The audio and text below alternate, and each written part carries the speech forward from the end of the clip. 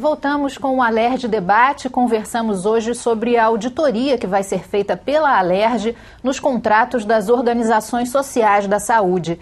Deputados, após uma primeira análise desses documentos que a Secretaria vai enviar, se houver uma evidência de um sobrepreço, de um superfaturamento, o que pode ser feito?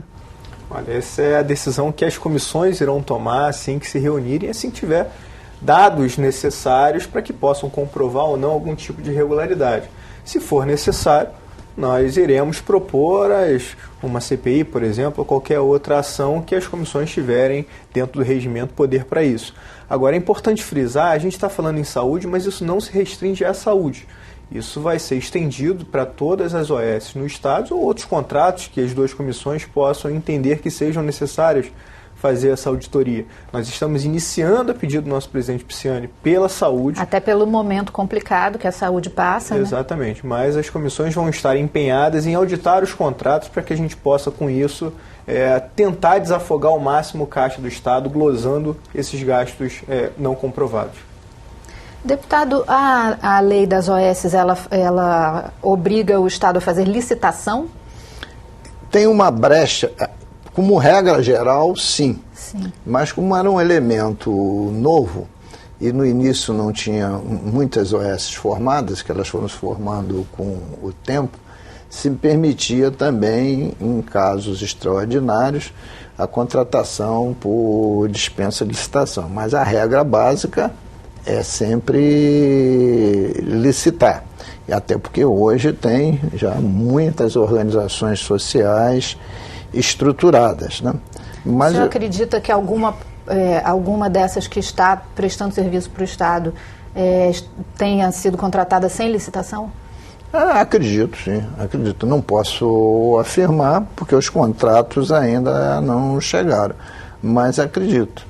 E acho que o deputado Pedro Fernandes tem razão de a gente querer atacar muito a questão das economias para o Estado.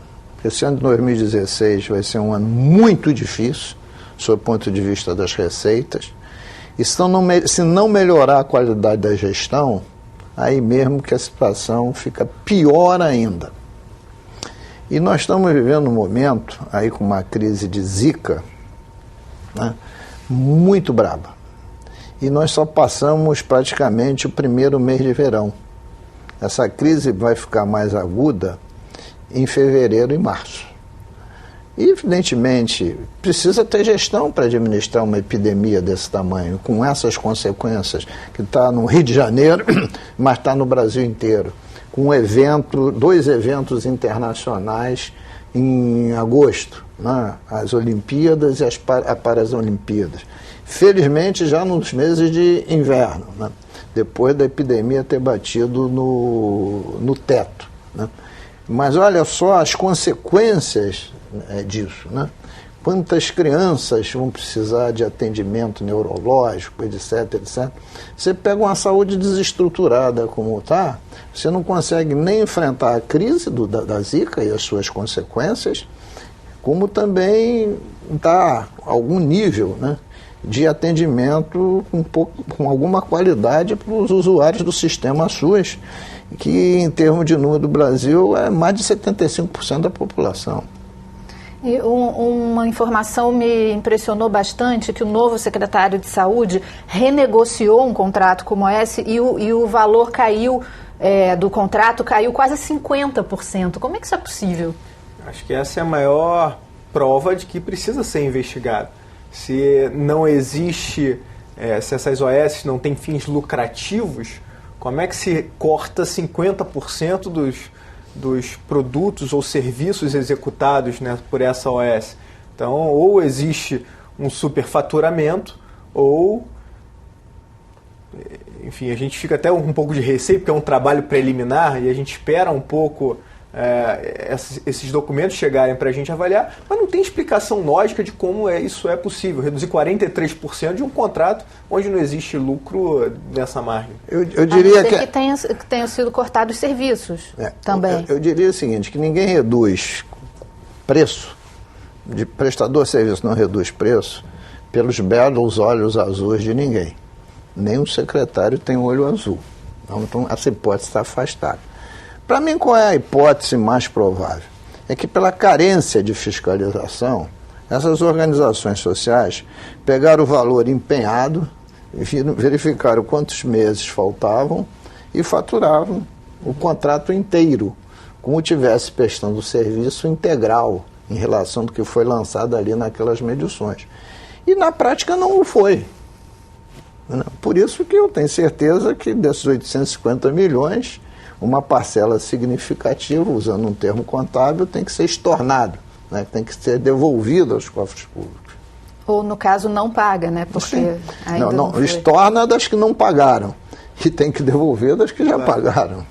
Sim, isso é uma outra dúvida também. Se ficar evidenciado, por exemplo, um superfaturamento, um sobrepreço de medicamentos, por exemplo, isso pode atingir também, por exemplo, os meses que já passaram, que já foram pagos, essas OS vão ter que ressarcir o Estado com esse valor? Se a auditoria comprovar isso, certamente, ou vai ter que ressarcir já ou estão deixar de pagar o que está sendo cobrado por elas agora.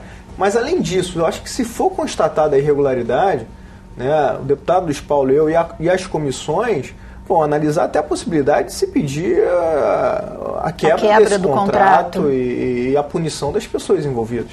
Eu queria lembrar que o crime não prescreve quanto o erário. Aí, se você tem superfaturamento, mesmo que em meses anteriores, evidentemente que a hipótese de devolver o dinheiro continua, não prescreve. Sim. O senhor tem uma lei, né, de 2006 que cria o Sistema Estadual de Compra de Medicamento Hospitalar. Ela foi regulamentada? Esta lei está em vigor desde 2006. Só não é adotada pelos secretários de saúde porque há um espírito de corpo em relação a essa questão. Porque essa lei é para unificar o sistema de compra. Então, vou te dar um exemplo. Ácido acetil salicílico. Se você comprar, ele pode ter o remédio de marca, por exemplo, Melhoral, é ácido acetil salicílico. AAS, é um genérico. E ele tem o hospitalar, que é a mesma substância, o ácido acetil salicílico, agora não vem em pacotinho, ele vem em grandes escalas, em grandes envelopes. Se você comprar 100, você vai comprar um genérico, com um preço lá em cima. Se você compra 1 milhão, o preço cai pelo menos umas 10 vezes. Então, se o Estado faz 2 compras por ano e os municípios aderem, o preço vai lá embaixo. É isso que a gente foi mostrar ao secretário, e o secretário disse que a tese é correta, que ele gostaria de implantar. Você imagine se a União assim procedesse, com o Brasil todo aderindo. E quem não quiser aderir vai comprar mais caro. E comprando mais caro estará cometendo crime contra o erário. Então, é mais ou menos um vovó viu a uva, mas precisa planejamento e disposição para fazer isso, porque você quebra muitos interesses escusos que existem no Brasil como um todo, no Rio de Janeiro não é exceção, que é na compra e venda de medicamentos. Mas essa lei do deputado Luiz Paulo é interessante porque certamente, se for ampliada, se for aplicada, trará uma economicidade muito grande para o Estado, porque implementar a nível Brasil vai demorar um pouco mais de tempo, planejamento, mas eu acho que o Estado do Rio pode fazer esse projeto piloto, implementar, aderir, como o deputado Luiz Paulo falou, o município que não fizer a adesão a esse contrato vai ter que justificar o porquê que está querendo pagar mais caro. Isso traz uma economicidade, uma economia muito grande para a gente. E como é feita hoje a compra? Hoje a compra é feita aos poucos.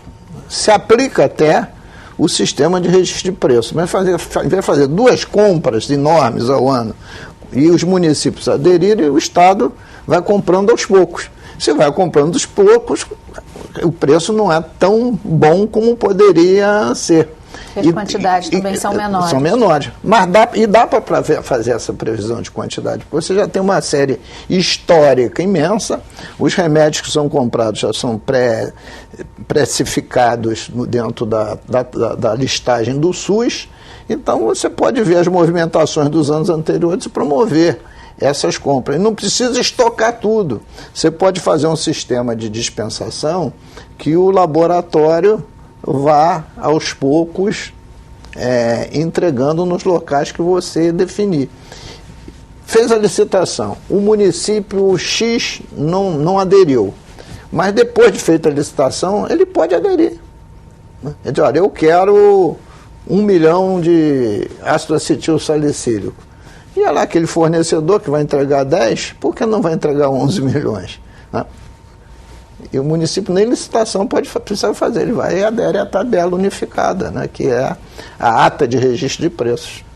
Agora, deputado, com essa compra muito grande, não aumenta a possibilidade de vencer a validade do medicamento? Não, porque com esse sistema que eu digo de dispensação, que está no edital, não. Você não compra 1 milhão e entrega. Você comprou 1 milhão, você entrega 100 mil, depois entrega outros 100 mil, depois você entrega 100 mil. Se entregar 1 milhão, evidentemente, você vai ter um problema de logística, de distribuir isso imenso. Então você faz um sistema de distribuição com a logística que você previamente definiu. Até porque a Secretaria de Saúde tem todo o estado dividido em regiões de saúde. Porque no edital pode prever essa possibilidade de entregar parcelado esses produtos adquiridos.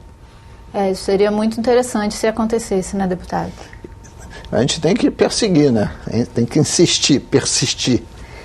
Como que, para a gente terminar aqui nossa discussão, como é que os senhores veem essa municipalização dos 2 hospitais que eram estaduais? Olha, é uma questão muito delicada, porque mostra que, infelizmente, o Estado não teve condições de prestar esse serviço que a população precisa e merece. A gente torce que municipalizar esses hospitais não significa única e exclusivamente tirar de um lugar e jogar para o outro. A gente espera que a Prefeitura possa ter condições, eu acredito que vai ter, de conseguir prestar um melhor serviço para a população, mas não só na questão da gestão, mas principalmente na parte orçamentária, pelo fato da Prefeitura hoje estar numa situação um pouco melhor do que do Estado. Olha, eu tenho um projeto de lei na casa há muitos anos que prevê diversas municipalizações. Entre eles, o Alberto Schweitz e o Rocha Faria. Que foram os dois. Que foram os dois. Entre eles, mas não só esses dois. Eu sou favorável à municipalização com qualquer um, porque pronto-socorro deve ser uma atividade municipal. Agora, a estratégia, por que você municipaliza o hospital e mantém a estadualização das UPAs? A UPA está muito mais perto, teria que ser municipalizada primeiro.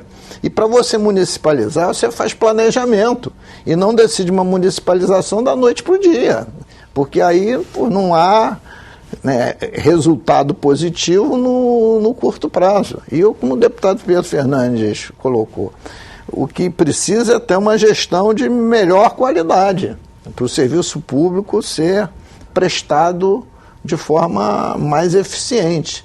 Né?